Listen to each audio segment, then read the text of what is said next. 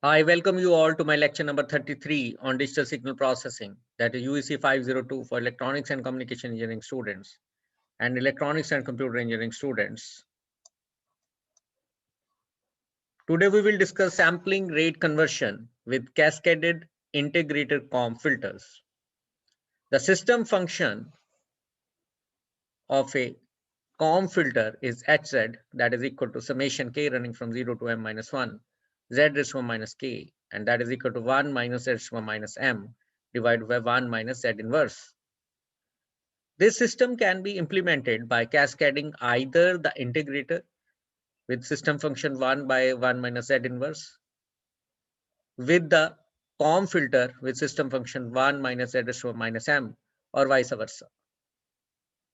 This leads to the name cascaded integrator-comb CIC filter structure.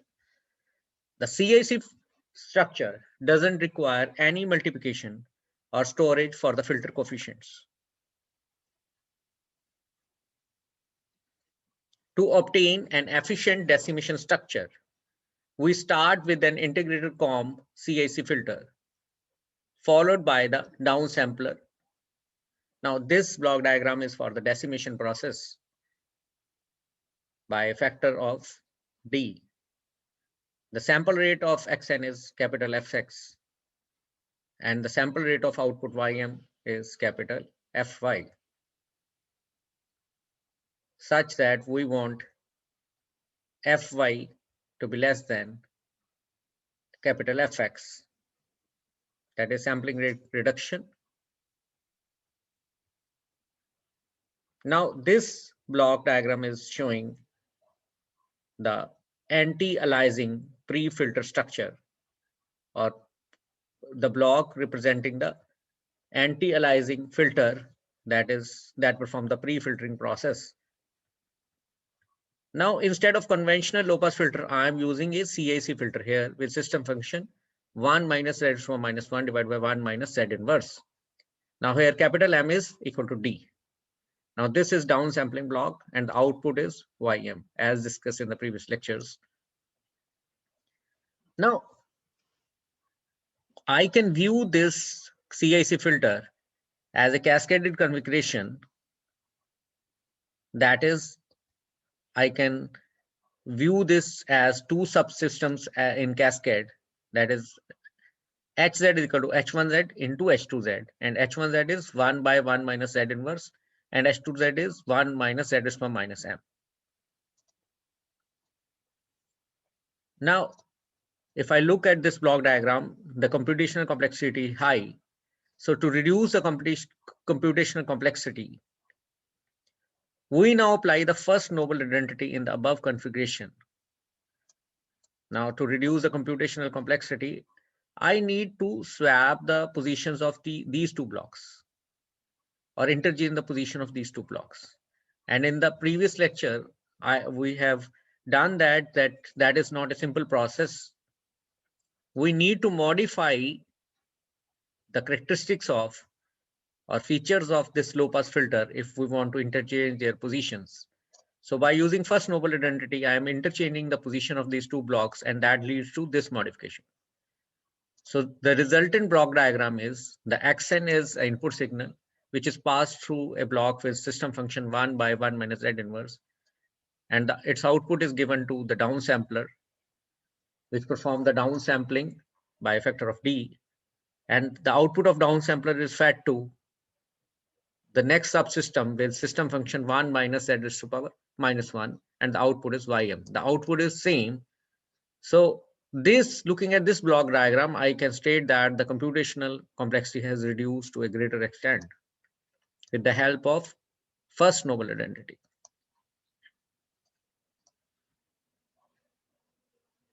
Now, to obtain the efficient interpolator structure, we use an upsampler followed by a comb integrator CIC filter, which results in this block diagram.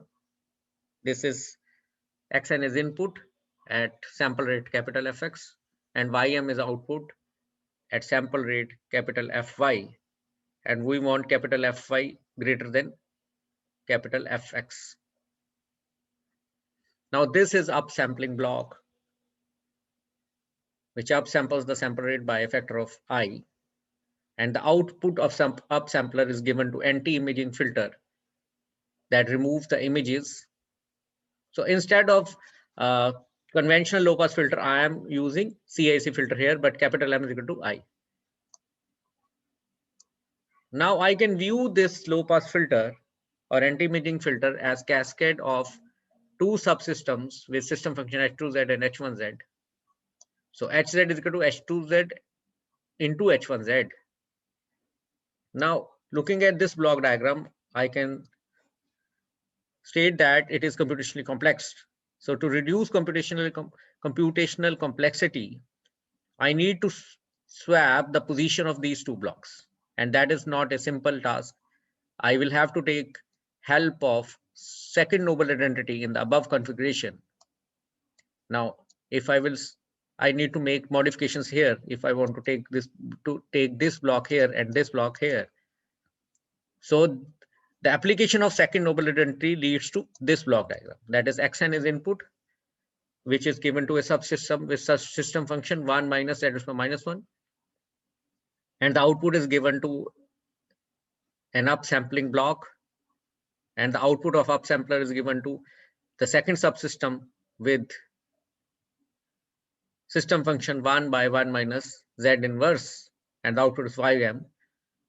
And in this way, interpolation takes place, but with very less computational complexity. But that is possible only with the help of second noble identity. To improve the low pass frequency response required for sampling rate conversion, we can cascade CIC filters. Now, this is a well-known fact that to improve the low pass frequency response required for sampling rate conversion, we can cascade CIC filters. But the integrator, that is 1 by 1 minus z inverse, is an unstable system. Therefore, we follow an alternative approach. If the CIC filter order is a power of 2, that is capital M is equal to 2 raised to power k, we can decompose the system function Hz as Hz is equal to 1 minus z raised to power minus m by 1 minus z inverse equal to 1 plus z inverse into 1 plus z raised to power minus 2 into 1 plus z raised to power minus 4, so on up to 1 plus z raised to power minus 2 raised to power k minus 1. Now using this concept or this decomposition, we can develop decimator structure using non-recursive CIC filters. Therefore, an efficient filter structure for decimation by a factor capital D is equal to 8 using comb filters is shown below this. So this is very interesting structure which is used in industry. Now we will move to the next article. That is multi-stage implementation of sampling rate conversion. In practical applications of sampling rate conversion, we usually encounter the decimation and interpolation factors that are larger than unity. That is D very, very greater than 1 and I very, very greater than 1. So we have done in the previous lectures that in the decimation, we need to have an anti-aliasing filter with cutoff pi by D. So that if D is very high, then that cutoff goes very low.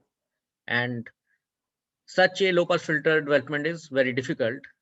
Similarly, in the interpolation process, we use anti-imaging filters with cutoff pi by I. And if I is very large, then cutoff is very low, and it is very difficult to design such low pass filters. So first, let us consider interpolation by a factor of I that is greater than very, very greater than 1. And let us assume that I can be factored into a product of positive integers. That is capital I is equal to product L running from 1 to L, capital L, IL, that is I1 into I2 up to IL, mark it as equation A. So instead of performing upsampling process interpolation process at one stage, I am using multi-stage structure. So this is the block diagram of multi-stage implementation of interpolation by a factor of I. Now look at this. Xn is input signal at sampling rate fx. Now at first stage, now upsampling factor is I1 and H1n is anti-imaging filter. And the output is I1 fx. The output is at sample rate I1 fx. Here, output signal is having sampling rate I1 fx. Now this output is given as input to second stage, and at second stage, the upsampling factor is I2 and H2n is anti-imaging filter at second stage, and the output of second stage is at sampling rate I1 into I2 fx.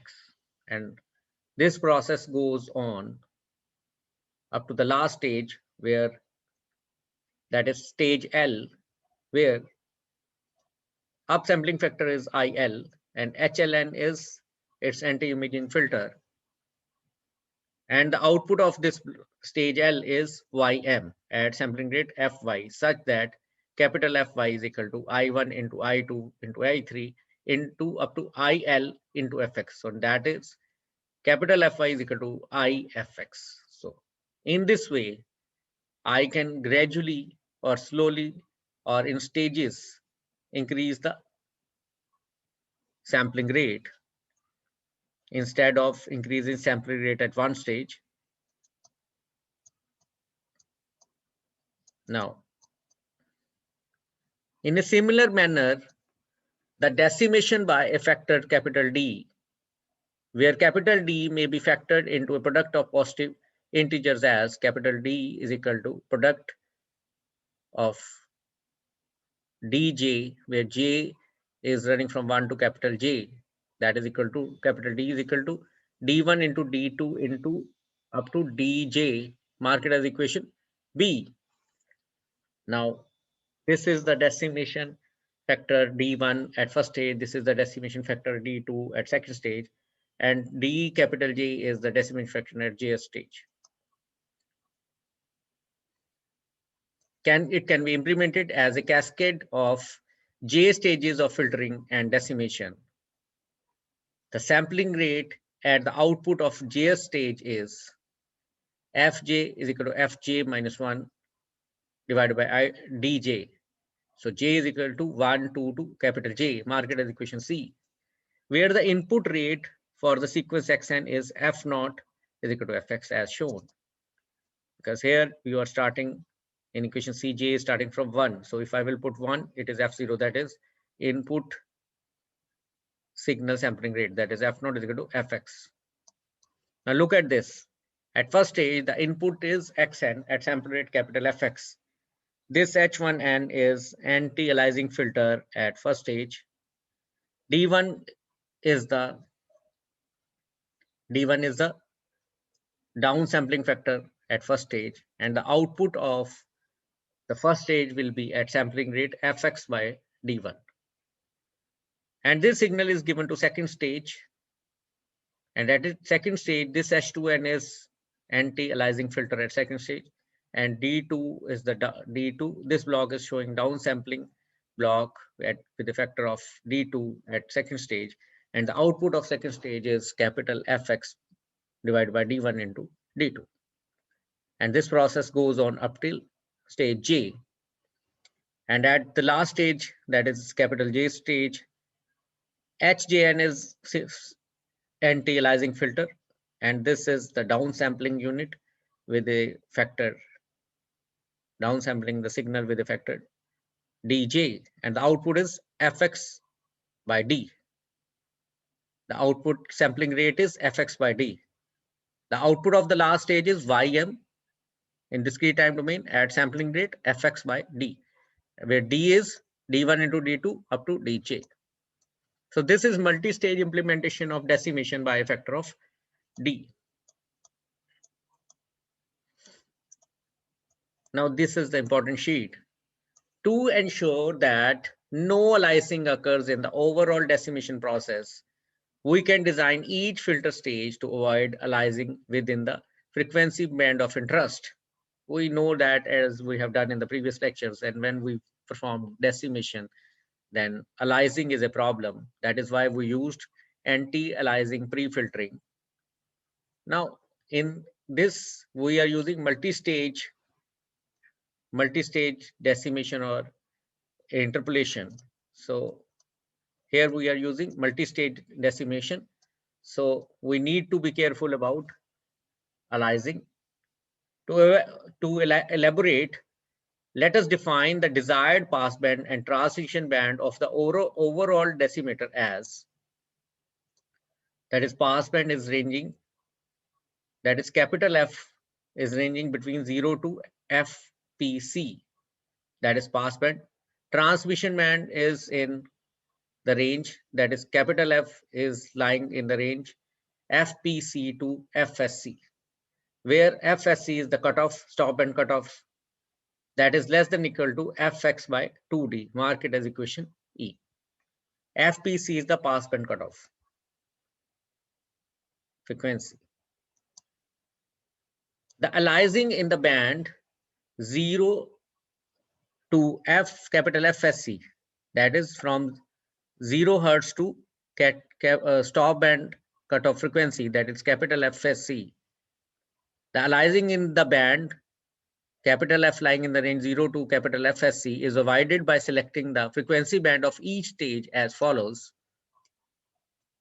Now the passband of each stage is, passband is in the range capital F ranging from 0 to FPC. Transition band of each stage is, that is capital FPC, passband cutoff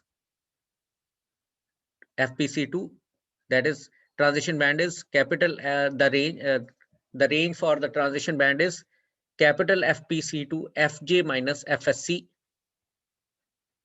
and the range for stop band is FJ minus FSC to FJ minus 1 by 2. So these are the critical points, that is passband, transition band, or stop band in the design. Now at the first stage, put J is equal to 1. If we put J is equal to 1, then look at the passband will be from 0 to FPC. At first stage, put J is equal to 1. The passband is 0 to capital FPC, that is passband cutoff. Transition band is from capital FPC to F1 minus FSC, and stop band is F1 to F1 minus FSC to Fx by 2. Now, if I will put 1 here, it will be F0 and that will be Fx. So here Fx by 2. And J is equal to 1 here, F1 minus FSC. And what is capital F1? That is Fx by D1. F1 is Fx by D1. So let me show you that F1 is Fx by D1.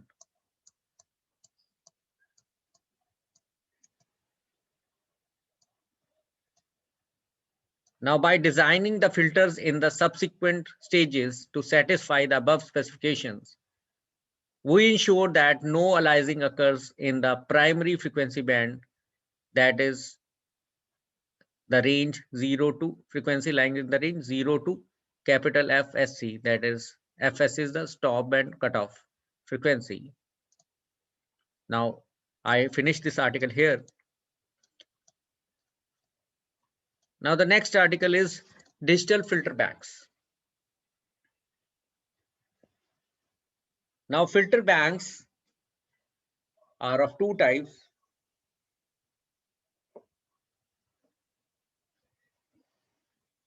That is analysis filter bank and the synthesis filter bank,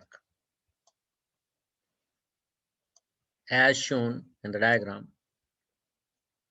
Now, Xn is the input, and there are n filters in the parallel filter bank, and this is called analysis filter bank. Xn is passed through the first filter with system function h0z, and the output is y0n. Xn is passed through second filter with system function h1z, and output is y1n. And then Xn is passed through the Xn is passed through the last filter with system function hn-1 z, and the output is yn-1 z into yn-1 n as shown. The frequency response characteristics of this filter bank split the signal into corresponding number of subbands. So these filters split the signal into corresponding number of subbands. So y0 is y01, y0n, y1n, and yn-1n are having information about the subbands, different subbands of Xn. Now, if there is no interference or noise, and we have y0n, y1n, and yn-1n, then we can feed this into synthesis filter bank, that is parallel bank of filters, that is synthesis filter bank, like this as shown on the screen. That is y0n is fed to the filter with system function h0z, and we will get output, and then it is given to the summing circuit, summing block. So yn is fed to the system to the filter with system function h1z, and its output is given to this summing circuit, and yn-1 and input is given to the filter with system function gn-1 z, and the output is given to this summing circuit, and output of this summer is xn. So we have recovered the same signal here after passing y0n, y1n, and yn-1n through the parallel bank of filters, and then summed the output, and we got xn back. y0n, y1n, and yn-1n are having subband information of xn, and from that, through synthesis filter bank, I have recovered xn. The outputs of filters are summed to form the synthesized signal xn.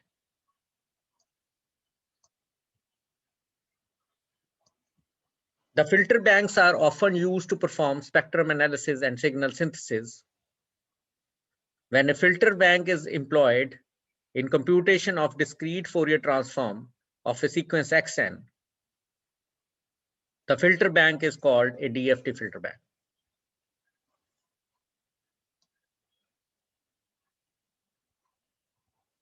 An analysis filter bank consisting of capital N filters, that is HKZ with K0, 1 to N-1, is called a uniform Dft filter bank if HKZ are derived from a prototype filter H0Z.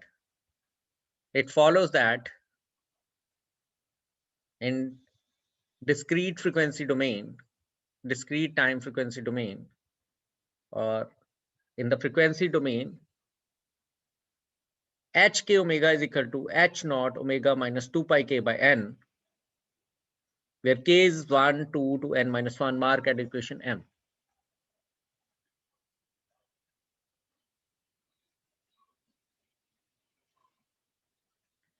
In the time domain, now I will take its inverse dTft. In time domain, the filters are characterized by their impulse response as hkn equal to h0 n e raised by j 2 pi nk by n, k running from 0 to n-1 mark as equation O. Now, if k is equal to 0 here, then this factor is 1. So h0 n is equal to h0 n. And that is impulse response of this prototype filter with system function h0z. Here h0 n is the impulse response of the prototype filter which in general may be either an FIR or an IIR filter. If H0Z denotes the transfer function of the prototype filter, then the transfer function of kth filter is HKZ equal to H0 Z e raised to minus j 2 pi k by n. Mark it as equation P. Now, if H0 Z is the system function of the prototype filter in Z domain, then HKZ, what will be HKZ? HKZ is H0 bracket Z e raised to minus j 2 pi k by n. From this equation, I can have this, or I can apply Z transform on this. That will give me HKZ equal to H0 Z raised to power e raised to minus j 2 pi k by n. Mark it as equation P. Now, illustration of frequency response characteristics of n filters is as shown. This is illustration of frequency response characteristics of n filters. Now look at this. Once more, we will have a look at this, that hk omega is equal to h0 omega minus 2 pi k by n. So h0 omega is the dt is the frequency response of prototype filter, that is h0 omega like this, from minus pi by 2 and to pi by n. Now h1 omega is equal to h0 omega minus 2 pi by n. So shifted version, that is h1 omega is from pi by n to 3 pi by n. H2 omega is equal to h0 omega 2 pi or 4 pi by n. So here it is shifted version, h2 omega is equal to this at 3 pi by n to 5 pi by n, and so on. So this is the frequency response characteristics of n filter according to this formula, that is by equation M. But you need to know what is h0 omega. The main thing is what is h0 omega, that is frequency response of the prototype filter.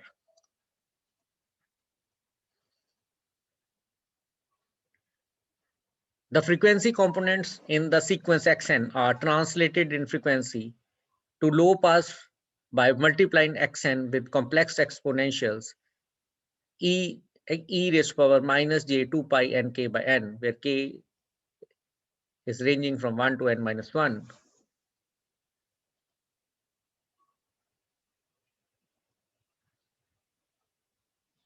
The resulting product signals are passed through a low pass filter with impulse response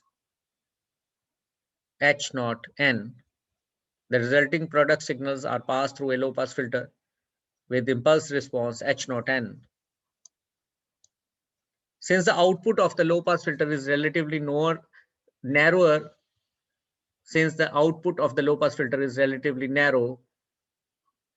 in bandwidth, therefore the signal can be decimated by a factor capital D less than equal to n.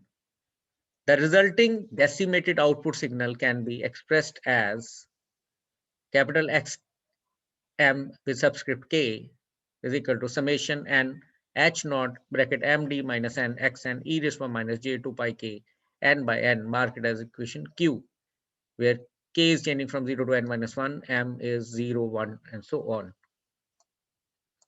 where capital X, K, M are samples of DFT at frequency omega k is equal to 2 pi k by n.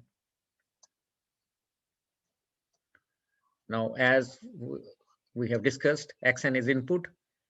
It is passed through this multiplier. Xn is multiplied by exponential minus j omega naught n. And here xn is multiplied by e raised to minus j omega 1 n. And so on. Here it is xn is multiplied by e raised to minus j omega n minus 1 by e raised to power minus j omega n minus 1 n. Here omega k is 2 pi k by n. So this, what we have discussed, the frequency components of sequence xn, the frequency components of sequence xn are translated in frequency to low pass by multiplying xn with complex exponential. So we have translated the frequency to low pass by multiplication by multiplying this with xn with this factor. Now the output appearing here is fed as input to H0n. Now this is clear from the diagram that this output is given as input to H0n. Here the signal is given to H0n and so on up to nth stage. Look at this. And the output of H0n is downsampled by a factor of D through this block. And at the output through this analysis filter bank, I can have output capital X naught M, capital X M with subscript K, capital X M with subscript K, up to capital X M with subscript N minus 1. So this is X M with subscript K are samples of DFT at frequencies omega k is equal to pi k by n. Now in the synthesis part, now this is analysis part. Now I am considering that this capital X is going to be modified by some way. Either noise is added or there are some channel effects or some interferences there, and the modified version of capital X is Y. So I am giving input to this synthesis bank, parallel filter bank, synthesis parallel filter bank.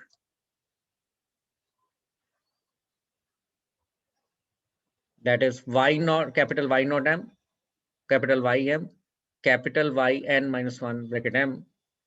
And this is upsampling block, that is upsampling the signal by a factor I, that is equal to D. This is very important point, I is equal to D, because here downsampling took place with a factor D. So upsampling is taking place at upsampling is done by a factor I is equal to D. Now output of each upsampling block as shown on the screen is passed through a filter with system function H naught N. And then the output of this filter, each filter is multiplied by e raised to power j omega naught n, then here it is multiplied by e raised to power j omega 1 n, and there at the last stage it is multiplied by e raised to power j omega n minus 1 into n. And they are summed up like this and then scaled with 1 by n to give Vn as output. Now it is so sure that if x is equal to capital X is equal to capital Y, then Vn equal to Xn. So this is analysis filter bank. This is synthesis filter bank.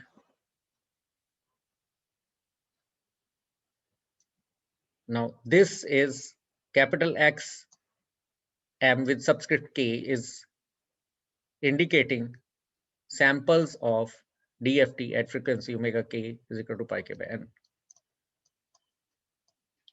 In the synthesis filter bank, the input signal sequences capital YKM at k is equal to 0 to n minus 1 are upsampled by a factor of I equal to D.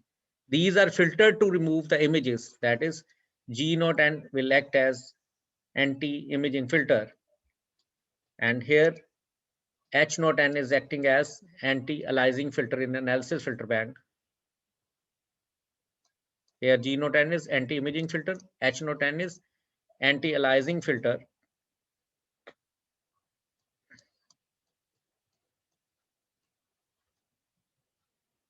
So these are filtered to remove the images and translated in frequency by multiplication by the complex exponentials e raised to power j 2 pi n k by n, k running from 0 to n minus 1. Now the resulting frequency translated signals from the n filters are then summed. Consequently, we obtain the sequence. Look at this. They are summed, and then this is a scale factor. So Vn is equal to 1 by n summation k running from 0 to n minus 1 e raised to power j 2 pi n k by n bracket summation capital Y k m g naught n minus mi. Mark it as equation R. Now I will rearrange the equation and interchange the summations.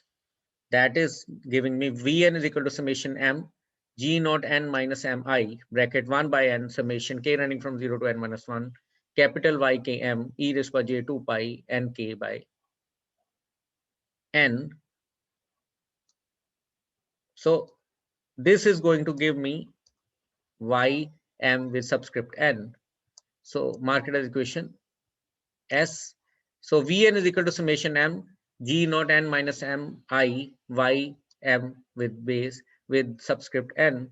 Mark it as equation U. Here 1 by n is the normalization factor and small y m with base with subscript n, that is y m with subscript n represent the samples of inverse DFT sequence corresponding to capital Y K M as shown on the screen. And G naught n is the impulse response of the interpolation filter and I is equal to D. Now relationship between the output capital X K M of the analysis filter bank and the input capital Y K M to the synthesis filter bank depends upon the application. As we have discussed here, this is the analysis filter bank, this is the synthesis filter bank, this is the decimation, this is the downsampling block, this is the anti-aliasing filter in the analysis filter bank, and these are the DFT values. Now, if there is no noise, interference, or channel effects, and we feed capital X M with capital X M with subscript K, that is DFT samples here, and then we use upsampling block here, and that output is passed through the anti-imaging filter G naught N, and then frequency translation will take place, and then their outputs are summed up and then scaling with the factor of 1 by n, and we can have Vn. Now Vn will be xn if capital X is equal to capital Y. So in the practical applications, capital X is not equal to capital Y. So the relationship between the output capital X Km of the analysis filter bank and the input capital Y Km to the synthesis filter bank depends upon the application. So capital Y Km is usually modified version of capital X Km, where the specific modification is determined by the application. So as we have discussed, if capital X is equal to capital Y, we can have Vn is equal to Xn. But in the applications, capital X is not equal to capital Y. So here we have Xn as input here, but at the output of synthesis bank, we will see Vn. So this is the article related to digital filter banks. So we have discussed analysis filter bank, synthesis filter bank.